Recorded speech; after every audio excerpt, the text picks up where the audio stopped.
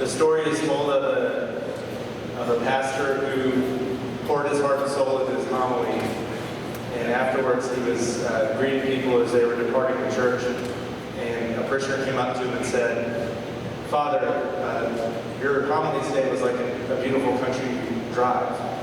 And he said, "Well, what do you mean? You mean it was scenic and inspiring, and there were lots of vistas?" And she goes, "Yes, and also lots of places where we wish we could have stopped." So that is not the plan tonight. To open this, though, I would like to have Father Terrence come up and lead us in a word of prayer.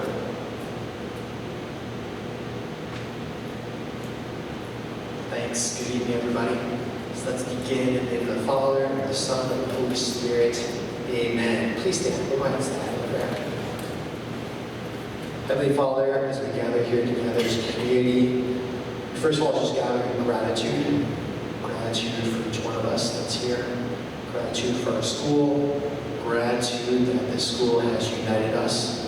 And especially gratitude for our faith that has guided our school, guided each one of us, and guides all of us. So I just want to say thank you, Lord. And as we gather here tonight, we want to ask you to continue to bless us, in a special way. Bless the Pinecrest Academy, all its families, faculty, students, and help us continue in our mission here to come closer to you, but then also knowing, just like the apostles, that if they spend time with you, closer to you, you would then send them out to be leaders in this world. So we ask you to help us all through the school come closer to you, first of all, be inspiration to each other to draw closer to you, and then to let you send us out as apostles wherever you call and ask us to go. We ask this through Christ our Lord. Amen. In the Father, and the Son, and the Holy Spirit. Amen. Good evening, everyone. Jake Rodgers asked me just to say a couple of welcoming words to all of you. And I think I see a lot of familiar faces out there. But for those of you who don't know me, my name is Mark Dockstader, and I've served on the Board of Trustees now for 12 years. And my wife Angie and I have 3 graduates, and our Mia is a junior this year. So we've been around for a long time. When all is said and done, we'll have 25 years invested in this community, which we're so proud to be a part of. And the Board of Trustees does a lot of things behind the scenes. We have a finance committee, we have a development committee, many other things that we really do as a support system at the 50,000 foot level. But our main purpose is to support Jake and his team, who have had just a tremendous start to the school year. And we're grateful, very grateful to have him here with us. We're grateful that his beautiful family is thriving here. And really just wanted to communicate to all of you that we're here to support him and do everything in our power to bring Pinecrest to the next level in the future decades. So, God bless you.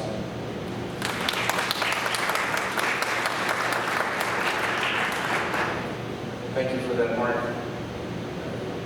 You all know that I love talking about our mission. And who saw the production of Newsies a few weeks back? It was fantastic, wasn't it? I love talking about our mission, but I love it even more when our students talk about the mission.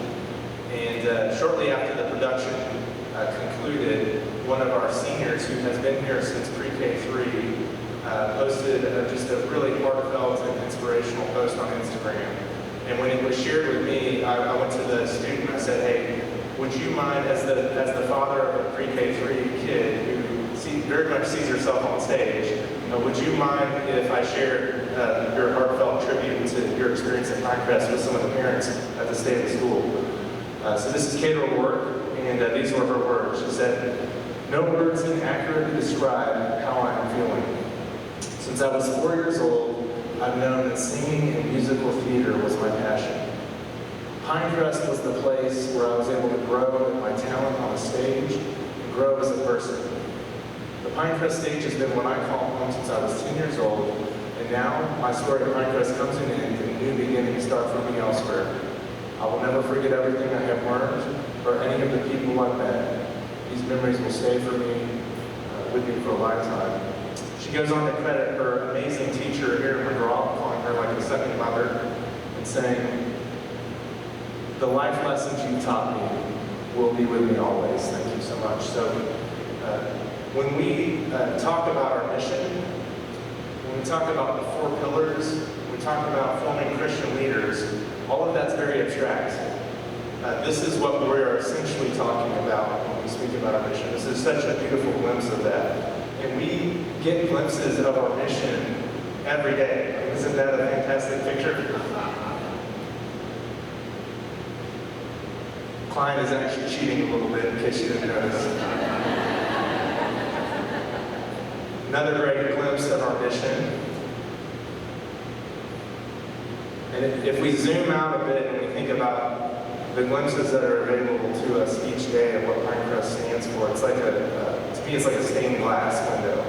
There's many different pieces, but it's beautiful, and it reflects the light and beauty of Christ. So, with all that context in mind, here's our run of show for the evening. Like I said, short and brief is the order of the day. We do not want to drag you through all of the weeds, and you do not want to be dragged through all of the weeds of every one of these line items, so we're trying to give you the big picture. We did get a few questions in advance that were submitted, and so we've woven quite a few of the responses to that through the course of the presentation. If, for whatever reason, we don't get to a question that you had, or if there is a question that occurs to you during this presentation, that's part of the purpose and rationale behind the wine and cheese reception afterwards. So I'll be present. We've got some folks present who can answer those as well. But I want to start by just calling to mind our strategic plan. And, you know, the Board of Trustees, and by the way, let me say, and I said this at the gala, but I want to repeat, I could not be more blessed with this Board of Trustees that we have. I mean, they have been so supportive. I also want to acknowledge, too, before we dive into this, our Papa Board who is here present as well. First of all, best name for a parent association, I think we can all agree. When I was starting, people kept asking me, had you met with Papa? Had you met with Papa? And I started thinking, who is this guy? He's into everything. But the board, they serve 2-year terms, and they're going to basically roll off at the end of this year. It's a self-replacing board, and we will honor them at our volunteer lunch. But I want to take a moment on this occasion just to thank Carrie and Paul Rivard, Anna and Ed Rice, Stacy and Joe Persichetti, Jennifer and Greg Altart, Karen and Rich Kress, Colleen and Bill Bear for the incredible service and servant leadership that they have demonstrated to the many details and heartfelt hours invested in being on the Papa Board. So on behalf of them, thank you guys so much.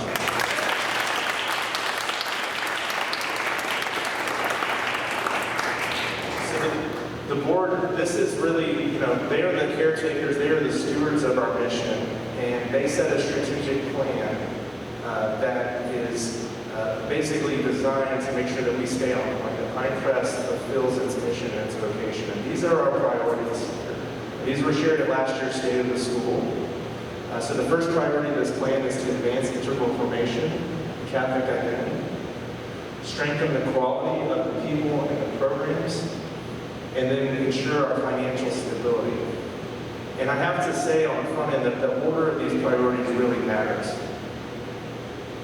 When schools go awry, it's because something in the order of things has gone awry.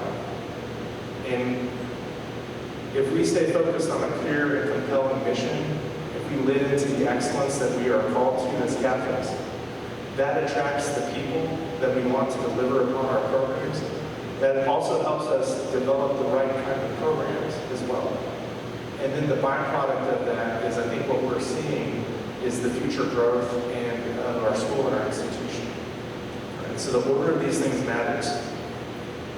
I'm entrusted with, my team is entrusted, and I do want to say our leadership team is here as well, and I'll have them stand in just a moment so we can put names and faces.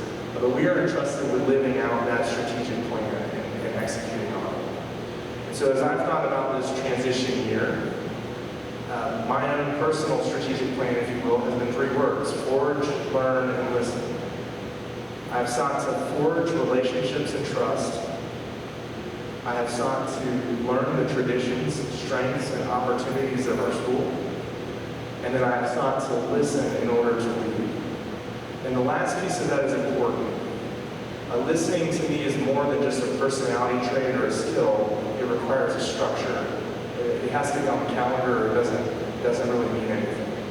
And so there's a lot of mechanisms that we put in place. Again, I don't want to drag everyone through the weeds, but the goal of this first year has really been to listen. We're making progress, yes, but we're trying to figure out what is the right direction to go in terms of implementing that plan.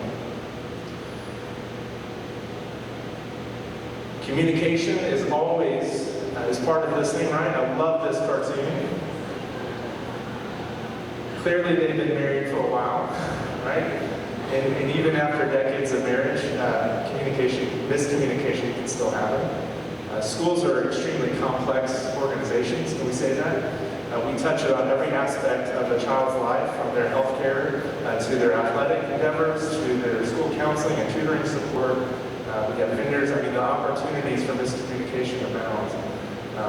And so in order to overcome that, we have to communicate about how well we are in communicating. And there's a picture of my lovely family. Thank you, John. Okay. The other thing that we really strive to do this first year is then to focus on what we think is essential. And really doubling down on our mission. We all know our core values are visible. Our spiritual theme, that's a tradition that was brought with me. I'm meeting individually with all of our faculty and staff right now for 30 minutes apiece, and one of the questions I'm asking them, in addition to, is there a decision you made this year that stands out to you for one reason or another? But one of the questions is, do you have a suggestion for next year's spiritual theme? This will be a thing we do every year, and that parking lot banner, the circle, will kind of be like the theme banner. And then we will find a place to hang those annual themes as kind of like an artifact of our journey together. So it's a really neat tradition. We really emphasized the mission, and I wanted to put early kind of our money where our mission is. And if you guys will recall, in the fall we did a successful conversion of our lights in the chapel to LEDs. This is kind of a before picture, and here's an after. And I was really proud that we were able to accomplish that project on time and under budget. And then I've had the opportunity to make some really great hires. And they're here tonight. You'll hear from them in a second. But Megan Guilfoyle, we saw her a little bit in action at the gala. We've got Emily Roman, who's our director of campus ministry, and Amy Bowman, who you'll hear from in a minute, as our new high school principal. The board was really, I think, had the foresight when we had a number of interim vacancies to not fill those. And what they said was, we really need to hire my position first and allow him or her to kind of build their own team. And so that's what I've had the privilege of being able to do. I think that if I have any success at all, it's because I try to surround myself with really good people, people who are smarter, more talented, and more detail-oriented than I am, is the key to my success. And as much as I think I may have good instincts on hiring, I know that I don't bat 1,000, nobody does. And so hiring well, to me, really requires two things. It requires a team, and it requires a process. So when we had the vacancy for the high school principal, we designed a very collaborative process that was intended to mirror my own hiring process. I would also be remiss at this point if I didn't take a moment to acknowledge Beth Howard, too. She was our interim head of school and high school principal.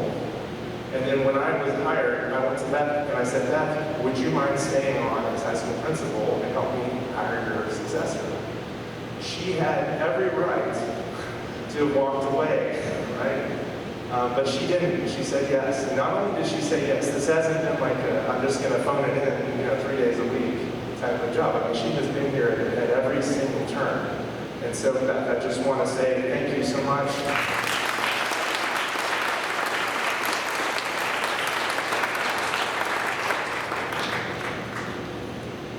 This was essentially the process that we described, that I'm describing to you.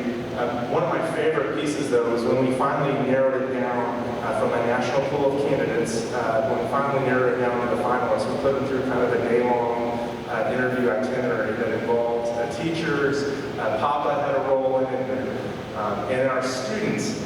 And I did this student interview thinking, okay, that's going to be the softball, because really all I wanted to do was see how they interact with the kids, and then I also wanted to give the students kind of a leadership opportunity. Well, about first question, I realized this ain't going to be no softball.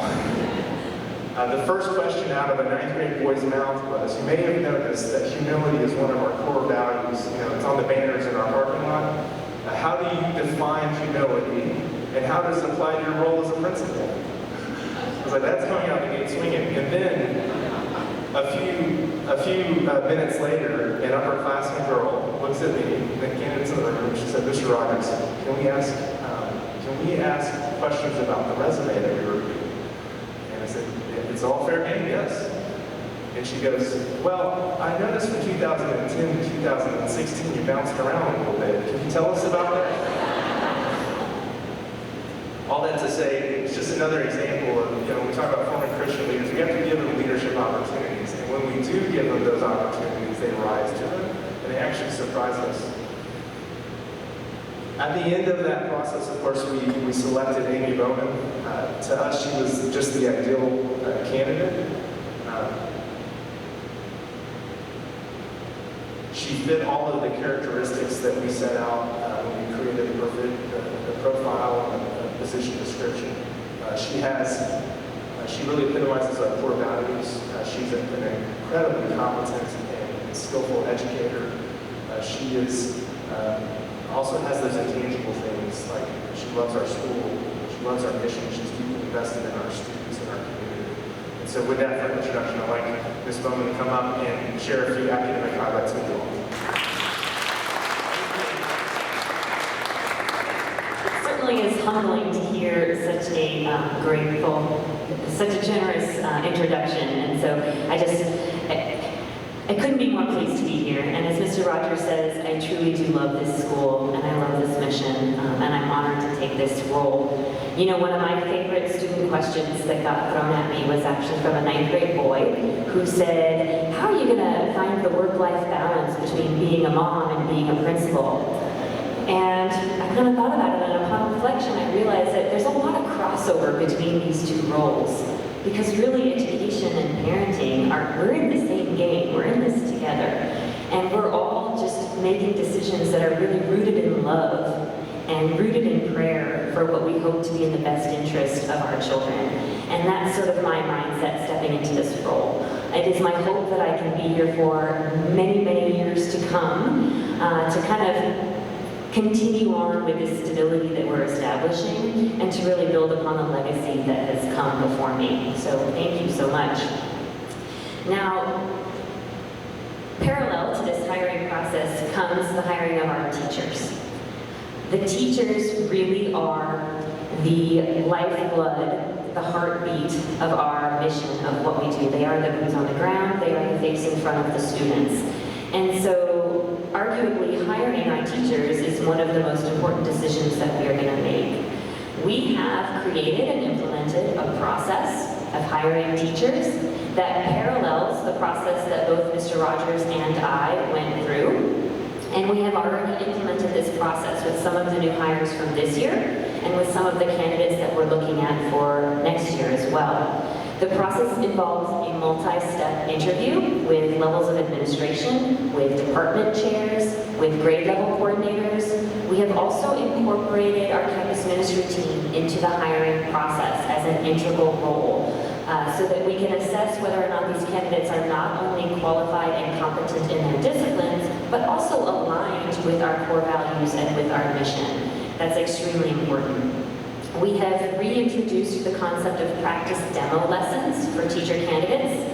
This is absolutely essential to see the candidate actually teach the students in the room, to make sure that they shine not only on paper, but they can also deliver when faced in front of a room of 20 first graders, let's say. So that has been a part of our process. We're also really taking a proactive approach at teacher hiring. We are not going to wait around for an unexpected circumstance to hit us in the summer. We are actively collecting applicants now so that we are prepared should new opportunities arise in the future or new spots open up. So I would not be surprised if you hear some of your children mention that they have guest instructors teaching some of their classes. Please do not assume that that means that there are any teachers leaving. It's really just a proactive step that we are taking to prepare for the anticipated growth that we're looking at over the next couple of years, which is pretty exciting. We are committed to finding teachers who are aligned with our mission. That means we want formators, not just educators. We want individuals who grasp the concept of integral formation, who embrace the focus on relationship, that one-on-one personalized attention, who really embrace the idea of community, and who want to be a part of this community just as much as we want them. It is a mutual decision. This is a great place to work, and I think we are in an opportunity right now where there's a lot of teachers out there who are looking for what we are offering. So we're really excited about sort of the future in terms of our teacher candidates. Just like we have a set of parameters that we look for when we're looking for teachers, we actually also have a description of something called our graduate profile. I believe they were kind enough to put the graduate profile in your program, and there's also a little QR code in the program that will take you to a more detailed version of our graduate profile. But if you haven't had a chance to read this, it is beautifully written. This is really the why behind the what of what it is that we do. Every single teacher on our campus has a copy of our graduate profile hanging somewhere in their classroom. And we all receive training on what this is in our pre-planning and several times throughout the year to really keep in mind the big picture. What is it we're trying to create here? What is it? What are the skills that we want these students to obtain when they leave our four walls here? And it's beautiful. It includes things like, let's see, read my little cheat sheet. Students who are driven for lifelong search for truth, goodness, beauty, and wisdom. We want students who have a coherent view of the world. We want students with an upright conscience to discern the events of life. We want students who are able to communicate Christ's love to others. So when we are making decisions about curriculum implementation or program adoption, these are the things we're thinking of. We don't teach students mathematical formulas so that they memorize the quadratic equation. We teach them mathematical equations so that they can learn to think analytically and that they can apply the concept of problem solving to any issue that they might face later in their life. So the graduate profile is really a beautiful reflection of the product of our formation. And it is working. We also have a document, there's a QR code on the back of your program here that will take you to a document called our College Admissions Profile. I get really excited talking about the College Admissions Profile. This is a document that we create every fall, and it's based on data from the previous year's graduating class. So our current College Admissions Profile is based on the graduating class of 2021, the 37 seniors. Now, believe it or not, every single high school in the nation has a college admissions profile, but you can't really find them when you go on their websites. They don't really show them off. We are really proud of ours, so much so that we put it on really fancy marketing and we publish it to our website because this is the objective data. This is the quantifiable proof of our qualitative experience here. Now, we're required to put certain information in the profile. SAT scores, number of AP classes we offer, GPA breakdowns, grade point average, national merit scholars. It's a very formulaic document that's meant to be sort of an internal document. This profile gets submitted with every single college application that gets sent. And its purpose is to provide a snapshot of the school that an applicant is coming from. So when a college receives an application from a Pinecrest student, it comes along with an image of what that means. What does it mean to be a Pinecrest student? Some of our fun facts from last year, we had 86% of our seniors receive Zell Miller Scholars. We had $4.9 million in scholarships. We had just under 4,000 hours of service hours. Our test scores for AP, for ACT, for SAT are higher averages than both the state of Georgia and also the county, also Forsyth County, which is pretty impressive as we're in a competitive geographical area here. And it's working. Our students are getting into the colleges of their choice. So again, this data is based on last year's graduating class. Out of the 37 seniors, we had an 86% acceptance rate to University of Georgia, which is compared to the 40% of the national average acceptance. Georgia Tech, the average acceptance rate for all applicants is 40%, and we had 62% accepted. This is impressive. Just this year alone, we had 21 seniors get into the University of Georgia early action, just with the first round, not even deferred. And this data is not current because we are getting new acceptances every day as we speak. They are coming in right now. Out of our current 70 seniors, they have filled out 407 applications to 126 different colleges. We have applicants to Princeton, MIT, NYU, Juilliard, Harvard, the National University of London, Vanderbilt, Wake Forest, Notre Dame. I mean, the list goes on and on. So I know we typically hear about the southeastern schools because that's what's popular in this region, but our students are reaching high, and I cannot wait until next fall when we get to collect all the data from this year's graduating class. It really is like Christmas morning to me when this profile gets published every year. I get very excited because this is the proof that you can be a mission-driven, Catholic, core value identified school and not compromise your academic college preparatory rigor. It is possible to be both. We doing all right? Do we need like a stretch break or anything? Just power through? Okay, that's hard to kind of sit. The last thing I want to touch on before I sort of hand the microphone back to Mr. Rodgers is our ongoing accreditation process. So Pinecrest is currently renewing 2 different accreditations. We are renewing our RC, Regnum Christi accreditation, as well as our SAIS, the Southern Association of Independent Schools.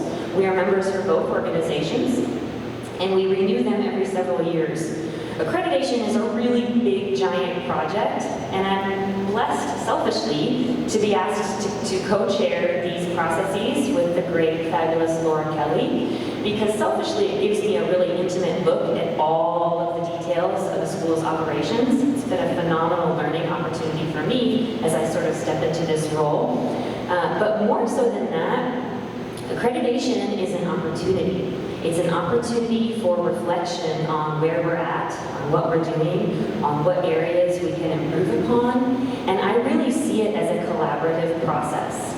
I could sit in my office and fill out all the forms and we could just pat ourselves on the back and say congratulations, we're accredited, but that is not how we're going to do things. Mr. Rodgers had a beautiful model of forge, listen, learn, right? Forge, learn, listen. That's the approach that we're taking with accreditation. It will involve input from parents, it will involve input from teachers, from the clergy, from the campus ministry, from the alumni. We are really collaboratively collecting data from all of our stakeholders so that we can get the best report possible. We've had a few of it. It has started. You may have seen a couple surveys go out already, and Mr. Rodgers is going to touch on some of the feedback from those surveys that we've already had, but you can certainly anticipate hearing a lot more about the process as we progress through the next year. The RC visit is taking place this spring, and the SAIS accreditation will be in the spring of 2023, but it's actually starting already this year. So I will let Mr. Rodgers sort of take it from here, and he'll give you some feedback on what we've got so far. Thank you so much. And I want to underscore a few things on this too.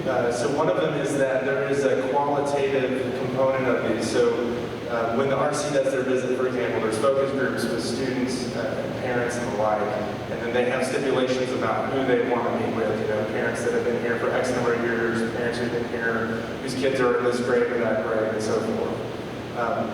But more than just doing this for accreditation, when I talk about communication and listening as a key priority, I really see surveys as being a habit that we do any year. So we send out a brief one like we did a few weeks ago to you in the fall. And then at the end of every school year, there's kind of a comprehensive culture and climate survey that you can fill out that reflects on the year, gives us data as a team as we go into the summer so we can plan, make adjustments, and so forth for the following school year. So these were some of the themes of that quick survey. There will be another one coming to you at the end of this school year. And then we're also surveying some of our students as part of this process, and we will do an annual survey for our teachers as well. So I'm doing an annual survey with the teachers. Part of that is job satisfaction. I think we had a question about that. So that will be kind of woven into them. And then, like I said, I've got those one-on-one meetings too, which are now an annual habit. Let's see here. So these were some of the takeaways from the survey. We had 148 families participate. I was really proud that we had an extremely high percentage of promoters. Okay, and if you're curious what that net promoter question is, it's the one like on a scale of 1 to 10, would you recommend Pinecrest to another family? And a promoter is someone who is defined as answering from 9 to 10. So you have to be like really in love with the school, right? So we had about 80% of respondents to that 148 hit that 9 to 10. I mean, that's phenomenal. I looked at the data from 3 years ago, right? It's a much different picture than where we were. Top 4 priorities that emerged: individualized attention, academic quality, community setting, and Catholic identity. They were pretty much neck and neck in terms of what was in the lead, but that is the order of the priorities that were listed. The question that went to alumni parents that we asked them to fill out indicated very strong foundational preparation for college. And as I shared with you, although this is part of the accreditation process, this is also something that we will have as kind of a structure in place every year. I think good organizations, like good students, have to learn. And in order to learn, you have to ask for feedback, right? All right, I keep doing that. A couple other curricular highlights that I would like to hit on. So one of them is math adoption for K-8. We have received feedback from prior listening and surveys that our math program needed some improvement. And so the adjustment was made to go with Envision Math, which is, as Amy was describing, I think very beautifully, like the purpose of it is really geared more towards critical thinking. It's less of that rote memorization and kind of drill and kill approach that I learned as a student that I'm convinced turned me off of math for a lifetime, right? It's more about, application and how do we work through this problem. We also adopted a new social studies curriculum, galloping for K-8, and right now what we're looking at is our science curriculum. And in particular, we're looking at curriculums that will be much more integrated with STEM activities. So the kids are going to be doing science much more than memorizing science. All of those changes are driven by our mission. That's what I want to point out. And our mission is to form Christian leaders. Well, what's a leader? What does a leader need in order to thrive in a dynamic society? When I was a freshman in high school, there was no such thing as a cell phone app. My buddy started a company developing cell phone apps after he graduated. To us, it's more about those foundational whole child development and less about the narrowing of their opportunities by focusing on a specific pathway, if that makes sense. It's more about preparing the kid for the road than preparing the road for the kid. One thing that is a little bit more of a behind-the-scenes thing, we created an academic council this year. It's a weekly group. Laura Kelly, our curriculum specialist, our principals, and our deans, we sit down and look at everything from curriculum to professional development to hiring strategies. It's a real simple move and probably a fancier name than it needs to be, but nevertheless, it's had a huge value for us. And then one of our goals that has emerged is we really want to develop a strategic professional development plan for our faculty next year.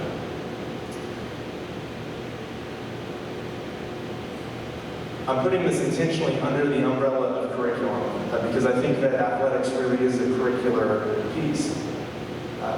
To me, it's not a win at any cost proposition. Athletics is about formation, it's about learning, it's about leadership skills, it's about virtue, it's about all of the things that benefited me as a high school athlete and a college athlete. I think about the impact that my coaches had on me. more than I think about our wins and losses as I reflect back on that experience. And so this move to GAPS from GHSA, I think, is going to be a really positive thing for our mission. The schools in GAPS it's not as much of a culture of recruitment or an arms race to who has the best team. It's more of a values-based, like-minded schools that are really just trying to provide an opportunity for their kids, their homegrown kids, to compete. And so being part of the largest private school organization in the state makes a lot of sense to us. The other piece of it that I think is important to be aware of is this fall, GHSA saw a mass exodus of private schools. And it was because of some of the regulations they're just tightening up. I've coached or played in 4 different states, and I can tell you, wherever you mix public and private schools, it never works. We have fundamentally different interests. 100% of our students are recruited. We have an admissions office whose job is to recruit students to our school, right? So we can't all play by the same rules and have it work. Because of the exodus of private schools, we got reclassified to Division I AA. They created a new class that split single A into, single A Division II. They split single A into 2 divisions. That meant that our regional opponents are now 80, 100 miles away, Towns County. We can't ask that of our students, we can't ask that of our coaches or our families. So we're trying to put our students first with this move.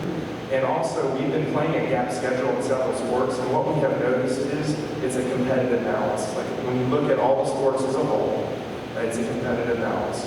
Your kids will go out there, they'll have an opportunity to win or to lose. And that is so necessary for them learning the adversity and how to persevere in the face of adversity and other qualities that we want to cultivate through our athletic program. Sean sent out a really nice FAQ about this. So if you have any lingering questions, I'd say I'd point you in that direction, or me or Sean are happy to talk to you as well. All of the programming that we offer, and by the way, Mr. Sneed, hasn't he done just a phenomenal job with our band program? And then they did that awesome trip to Disney, and they got to do a workshop with the Disney musicians, and they did a competition, and the kids were like on cloud 9 when they came back. But all of these opportunities that we create for kids, they do come at a financial cost, as we all know. And so I want to kind of walk us through some of the finances and the tuition. First thing is, as we shared, we're going to increase our tuition 4% for next year. And I wanted to put a little narrative around that. The major rationale for that is our people. We want to do an increase for our teachers and for our staff. Okay, so that's one piece of it. The second piece is, you have to step back and think about all of the vendors that we work with. We order toilet paper, we have people cutting their grass, we have copy paper, we have text subscriptions. And so the prices from our vendors are rising as well. And so this is kind of, to us, good stewardship to increase tuition by 4% next year. This graph here is basically a 12-year history of our tuition increases compared against an inflationary index. When you look at a school, we're a service industry, we're labor intensive, and so typically we take CPI and we add 2%, just like if you were in the service industry to track inflation, and that's what it shows. I think the school has had a nice history of kind of staying in track of the actual cost of living adjustments. We did some competitive pricing on our tuition too as part of this analysis, and I wanted to share that with you briefly. We are giving, I know it's expensive, I know it's a huge sacrifice to do this, but schools are expensive to run, right? And we looked at 20 peer independent schools that aren't receiving a diocesan or state subsidy, and we tracked our tuition relative to them. And you can see here that for the quality of what we are providing, it is coming at a tremendous value. Our college profile, I was doing an accreditation visit at a school that I won't name a few weeks ago, and they were bragging about 45% of their kids getting into Georgia, and I just kind of bit my tongue, and I didn't say anything. But the quality that we're providing at the cost, I think is really laudable. And I do want to say that we are very prayerful and intentional about these decisions, because we know they impact a lot of people as well. The biggest expense that we have is always going to be our people, right? And, you know, I'm not as much of a finance person, so I always go to Joan. I said, Joan, can you just make this simple for me? I said, what if my tuition is $1? What does that get me? And so tuition is $1. We've got 89 cents on that dollar is going directly into the instructional program in some capacity, either towards salaries and benefits, instructional materials, athletics and fine arts, and campus ministry. 9 cents on that dollar is going toward general operating expense. That's basically our rights. And then 2 cents on that dollar is towards fundraising, towards our fundraising efforts. Now these are previous fiscal years audited numbers that I'm referring to. That was a virtual gala. I imagine it will be 3 cents on the dollar. 3 cents that was well worth it. People ask about fundraising quite a bit. I did want to speak about that. Tuition, if you charge tuition, why do you have an annual appeal, basically? 7 to 10% of our budget requires fundraising. So if you think about tuition as $1, we basically give folks 10 cents back, and then we ask people who can give some of that back to us to give it back. And people who need to keep, that 10 cents, they keep it, right? That's how the annual fund essentially works. When you give, here's how those unrestricted dollars were distributed the previous fiscal year. So 42 cents on the dollar went to the academic program, 9 cents to athletics, 3 cents to campus ministry, 4 to fine arts, 25 cents went into the general operating expenses of the school, and then 17 cents went to help with scholarships or tuition assistance. That information is also in the tribute to giving that we have here. On the topic of fundraising, I want to touch base about the new entrance. I'm very excited about this project. And in addition to giving Mark Dockstader a lot of credit for his tenacity, he's been working on this for 12 years he's been on the board, essentially.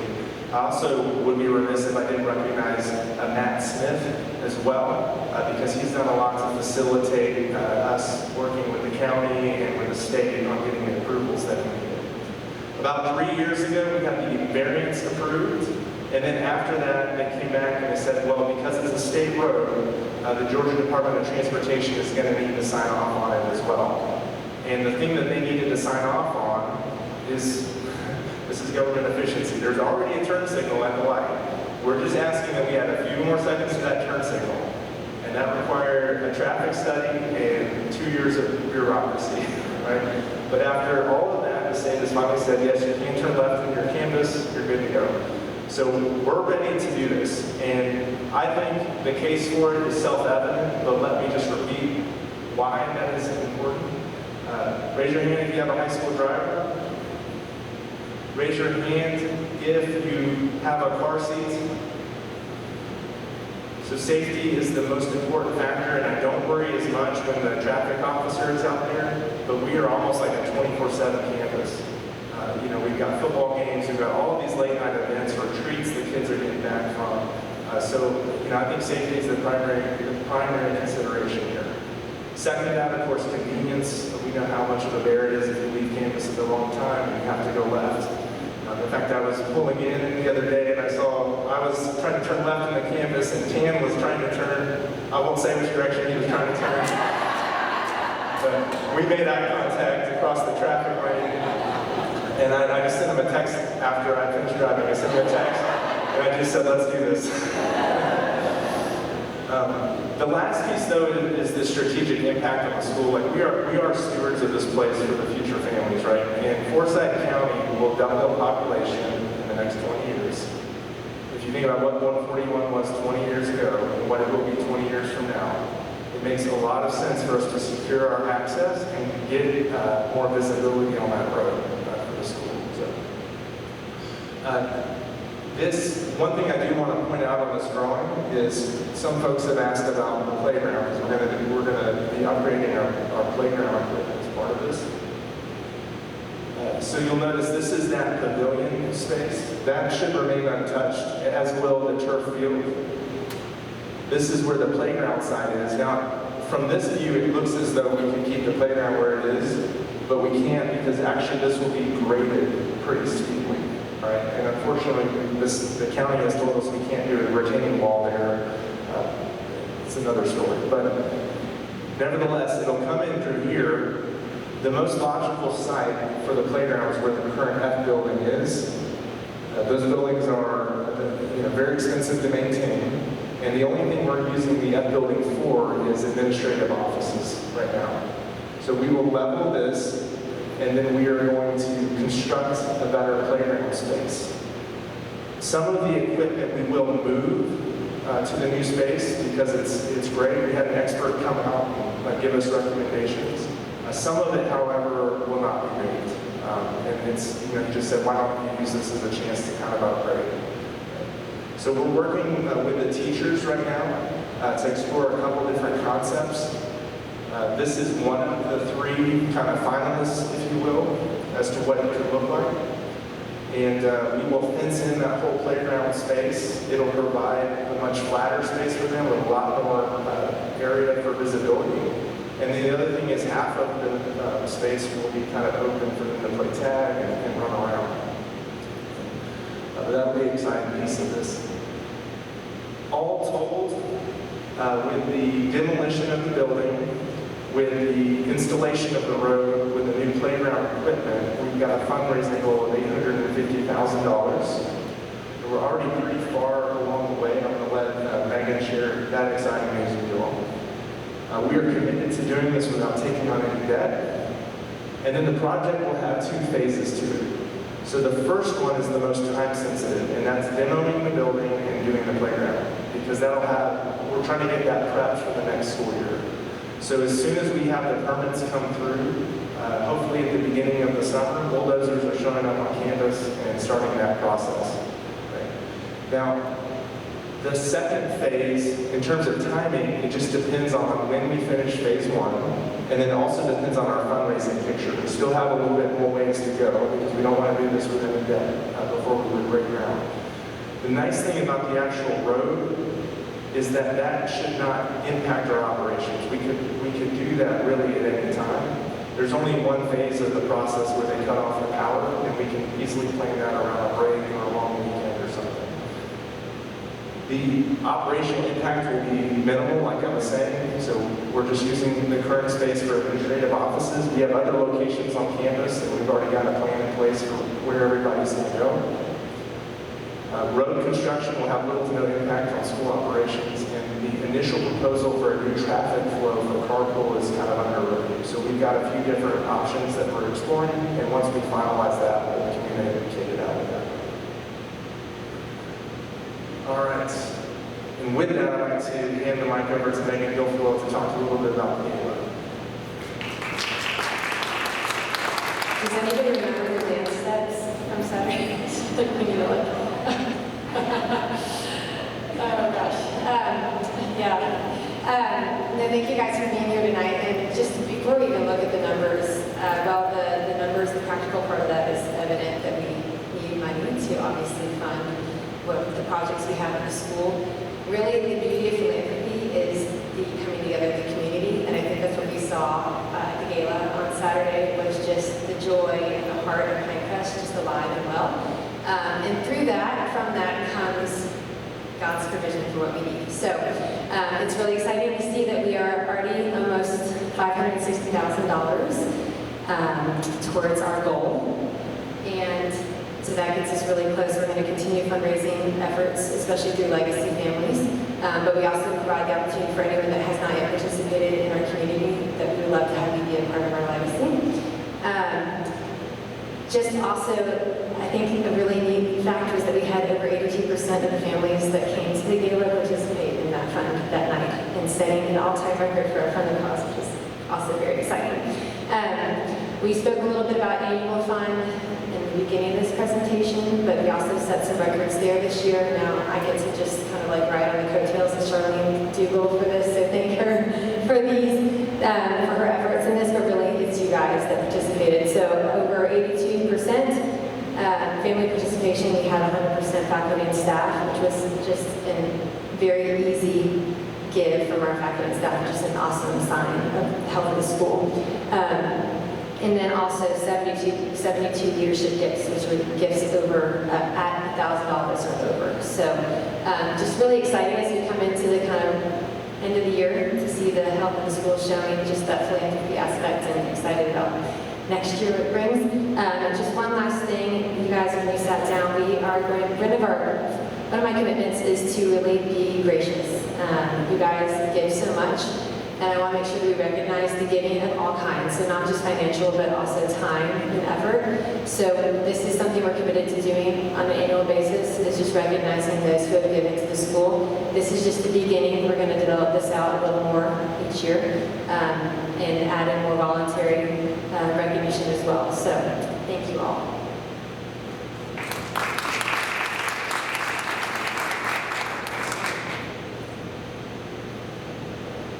Okay, I want to hit a few of the questions that I received. One of them was on faculty retention. I think this is one we get a lot. We do an intent to return. When did we send that out officially? January. So we sent our intent to return out in January. We had a very strong response. Only a small handful of teachers who have different life circumstances that are kind of calling them elsewhere. But this isn't going to be one of those big kind of turnover years, which has been fantastic.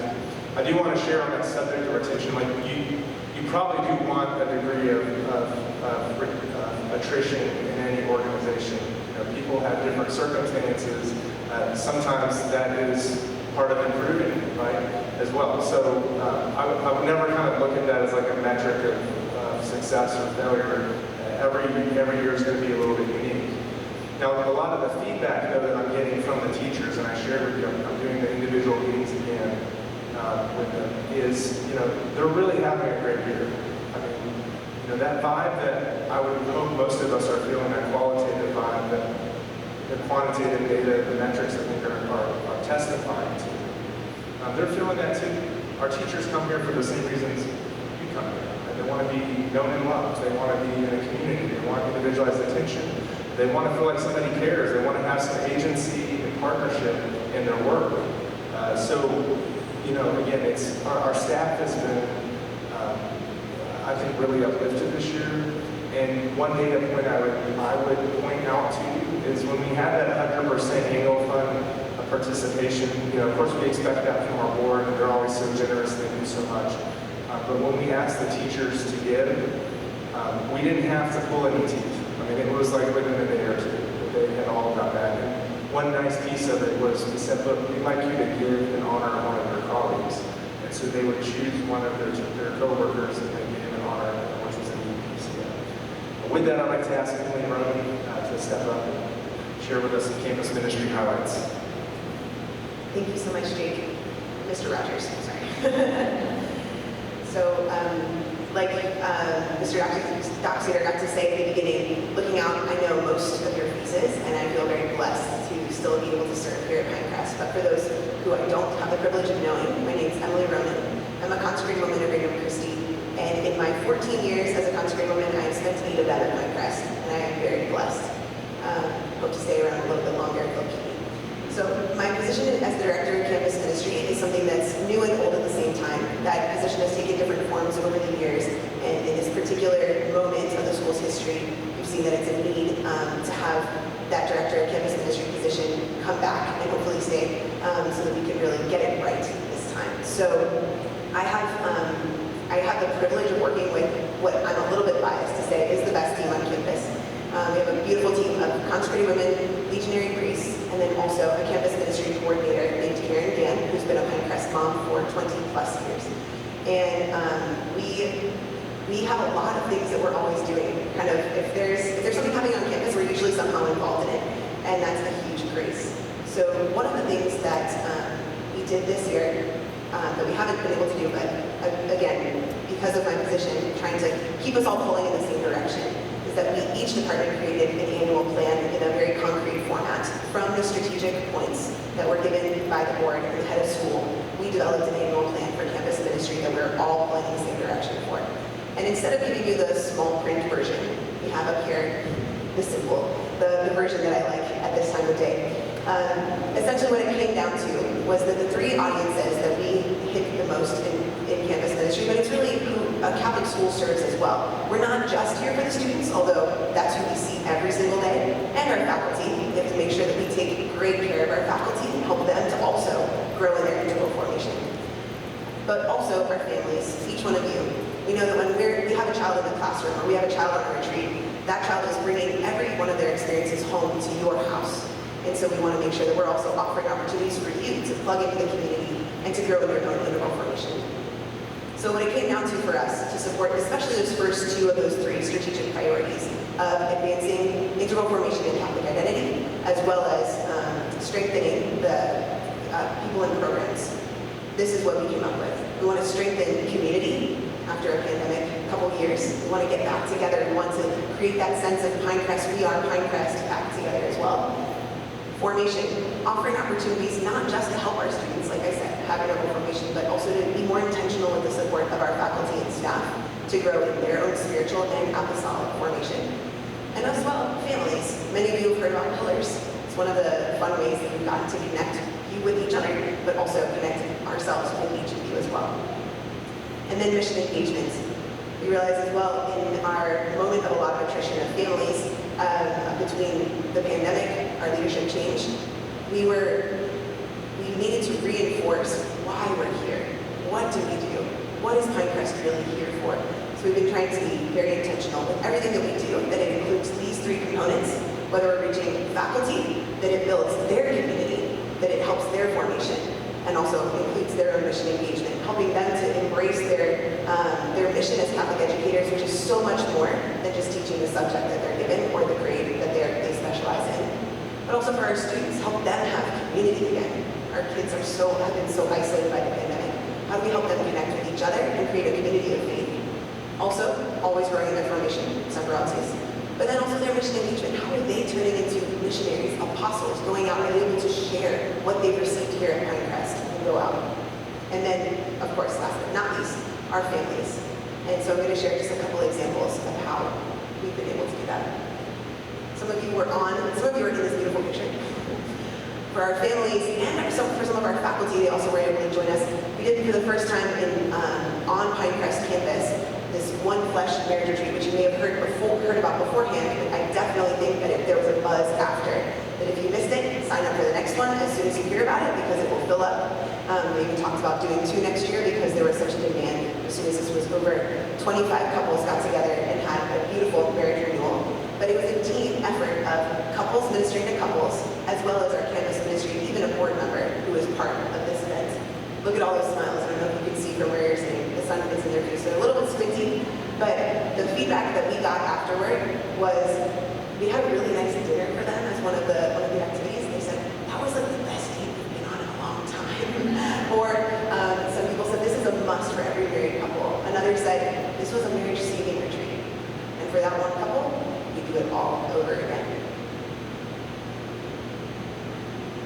And then for our students, DC Pilgrimage for Life is one of my favorite things we do, right up there with the senior mission trip. But we haven't gone on that yet, so I can't really show you pictures of our senior mission trip of this year. But we took 64 upperclassmen to Washington, D.C. in January. Ultimately, we picked that date so that we could participate in the March for Life. But we also take them to the Tomb of the Unknown Soldier, to Arlington National Cemetery, right, which is where that is, to the Shrine of the National Basilica of the Immaculate Conception. We take them to many different places throughout this, also Smithsonian's and all of the good things that DC holds for us, so that they can put together this puzzle of what is our nation's history of respect for life. Not just a one issue, we're going to do this thing. But they took in a lot of information. Right, Sean? There was a whole lot of information. We also have great pictures of that because of students like John who were able to be there. They had deep discussions about these issues, these underlying issues, not just one topic that we were there for, asking them how are they going to make a difference in their sphere of influence about this. Right? So trying to get that community aspect, we had a ton of fun. Between bus rides and a game night in the hotel lobby on the last night, just good times, but also deep formation and mission engagement, asking them how are they going to be sharing that outside, and not just check, I did the thing, I went on the trip, I held my sign. Really, what are you doing in your day-to-day life to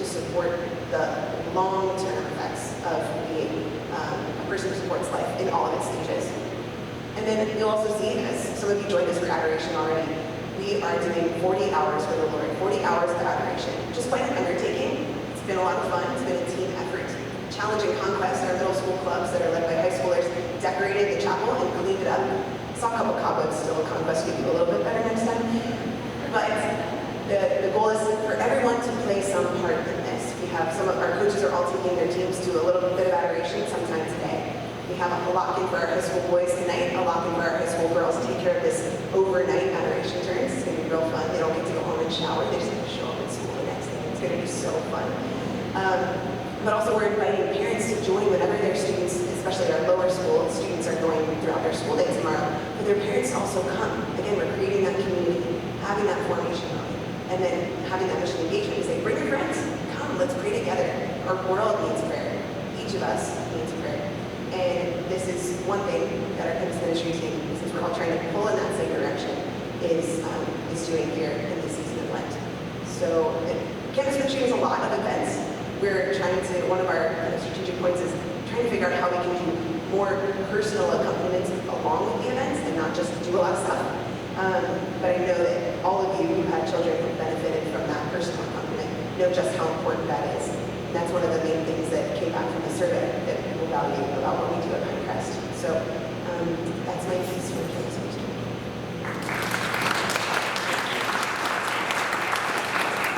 I think one of my favorites was the, if you guys had a chance to go to the Rodgers masses, I don't know if I said that correctly, but during the Advent where we did the candlelight masses in the morning, that was a beautiful music.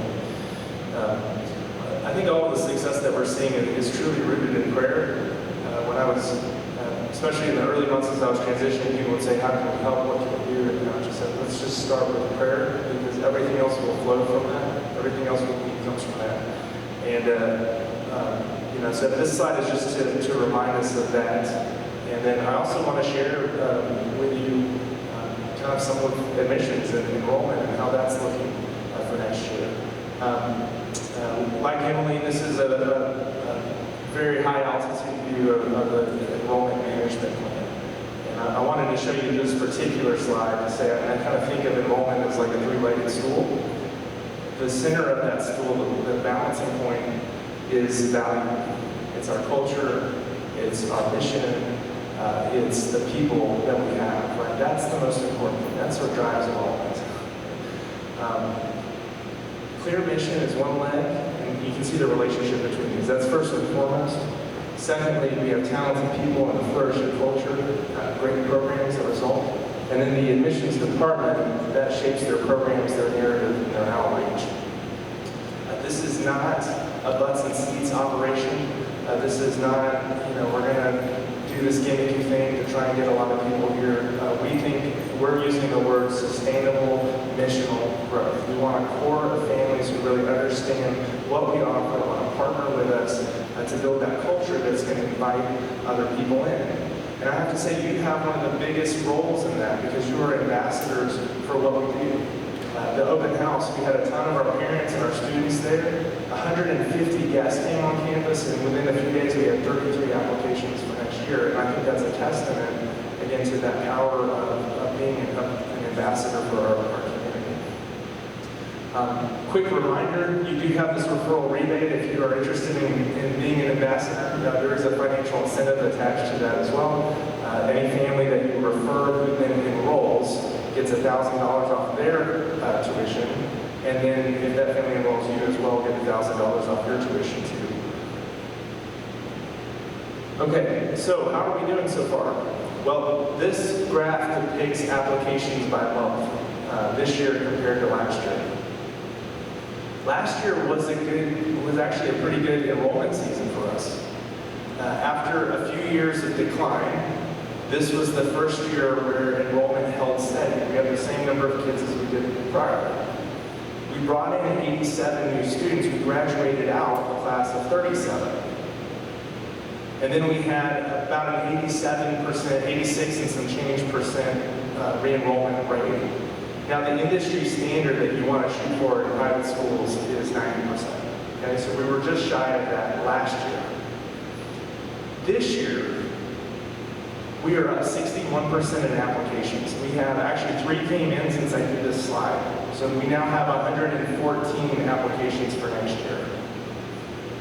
In addition to that, re-enrollment, Jill Lagomasino, if you know Jill, she is the most conservative, risk-averse, just detail-oriented person you could ever meet. And so I said, Jill, what's our re-enrollment? And she said, I give you permission, it's unofficial, but I give you permission to say we're already at 90%. Right? To put it into context, when we got 80 last year, we weren't at 80% until the summer started. Okay? So it's very possible we'll get even above that 90% mark, which would be just phenomenal. You might have seen an email recently saying, hey, please re-enroll, please re-enroll. That's coming from a real place. Unless your kid is a rising senior, you really do need to save their seat. Because April 1st, we're going to send out 90 decisions based on, there's 113 applications already. 114, excuse me. That's double what we sent out this time last year. We sent out about 45 last year. So enrollment is looking really strong, and I think it's just a testament to the fact, a couple of things. Number one, prayer, right? Number two, we've seen a lot of change, but I think the folks who have really hung in there, you're committed to what we're doing. And I think that energy and enthusiasm is contagious. And, I think if we can continue to stay clear about who we are, God will take care of the rest and make clear that that's happening. But when we talk about enrollment or budget or anything, really, that's all numbers. What we're really talking about are families. What we're really talking about are souls. This was sent to us, an email that was sent from a new student who enrolled at the semester. And at the bottom of her email, Mom writes, she, hubby, and I all love Pinecrest as well. We're glad we didn't find this hidden jewel of the school when we first moved here. There's absolutely no comparison to public school after you've been educated in a Catholic school. My daughter has said so herself. God bless you and all the PC staff. We hear these things all the time. Our daughter is doing the Still Point Studio Ballet across the road. 3-year-old ballet is a trip. Let me say that. But my wife takes her to, I got to go last time with this one, but my wife takes her usually, and she was connecting with one of the moms there, and somehow it came out that it was moms putting her daughter in our pre-K4 program, and when they finally connected the dots, my wife said, well, what is it about Pinecrest that attracts you? And she said, honestly, I didn't know much about the school. My daughter is getting swim lessons from one of your high schoolers, and I just want my daughter to be like that high schooler is. And I think that you guys must be doing something special. That really warms our heart. And again, when we talk about the mission, what we're really talking about is the greatest gift God gives us, our children, and the foundation that we're trying to give them for the rest of their lives. We want to give them a foundation in love. We want to offer them the very best that we can. And we know that to do that, it requires a partnership. And so I just wanted to take a brief moment as we close here, just to thank you for your partnership in this mission. We can't, as a team, we can't do all this alone. The volunteer hours you put in, the prayers that you offer, everything that you do makes this possible. And so on behalf of the school, I just want to say thank you so much. So, yes, sure. I want to respect everybody's time, and we've already run over. So if there were any remaining questions that were sent in that we weren't able to get to, find one of us at the reception and be happy to speak with you there, or we'll review the questions we got and kind of send out a response to folks as well. But thank you for being here, and have a blessed night.